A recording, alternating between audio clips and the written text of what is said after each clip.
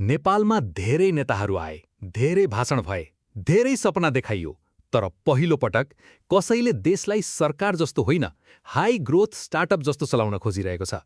त्यो व्यक्ति हो बालेन शाह। उनी परम्परागत प्रधानमन्त्री जस्तो देखिँदैनन्, उनी सिइओ जस्तो देखिन्छन्।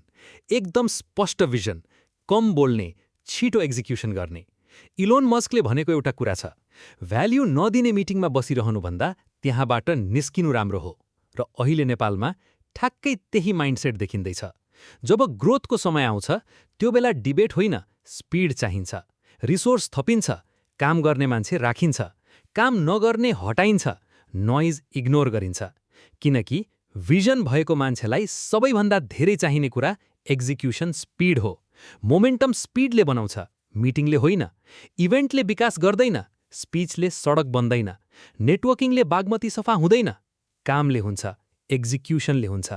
अनि आज कतिपय मानिसलाई लागिरहेको छ बालेन धेरै कठोर छन्, धेरै अग्रेसिभ छन्, धेरै इन्डिपेन्डेन्ट छन्। तर प्रश्न यो हो, रिजल्ट के आउँदैछ? हामीलाई आइडियोलोजी भन्दा आउटकम चाहिएको हो कि होइन? मलाई त यति मात्र चाहिएको छ, सफा बागमती, खाल्डाखुल्डी नभएको सडक, नेपालमै बसेका युवा र विकसित नेपाली सभ्यता। यदि त्यो हुन्छ भने प्रोसेस फरक भए पनि इतिहासले सायद रिजल्ट मात्र सम्झिनेछ।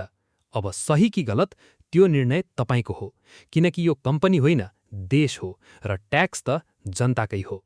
तर यदि मलाई चलाउन दिइएको भए सायद म पनि यही स्पिडमा चलाउँथेँ।